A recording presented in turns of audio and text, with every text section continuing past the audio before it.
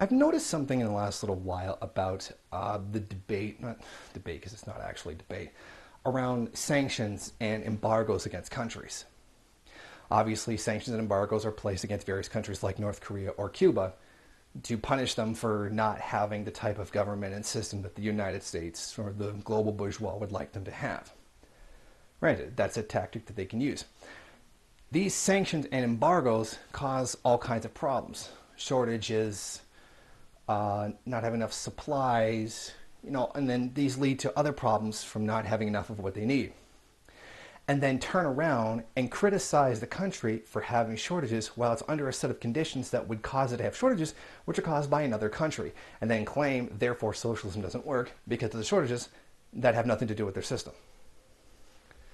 It's stupid, I know.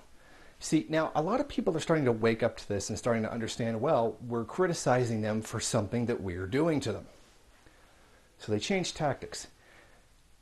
They started saying, well, you can't blame the sanctions for everything. You can't blame the embargo for everything.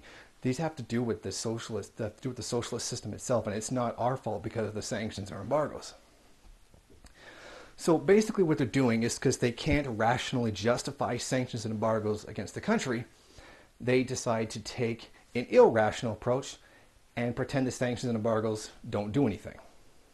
Well, it's not the fault of the sanctions and embargoes because they don't do that much, apparently. And then it must be the socialist system itself. But if the sanctions don't really do anything and they don't really have any effect, then why are they being done? That doesn't make any sense. It's saying the embargo doesn't work, but is being used as a tool to harm them. Well, if it didn't work, they wouldn't be using it. You can make the claim that Cuba has struggled to survive because of the embargo. And they've managed to do that. The U.S. can only do so much, and they are managing to do fairly well enough without it. These sanctions cannot do enough, but they are causing a massive amount of damage.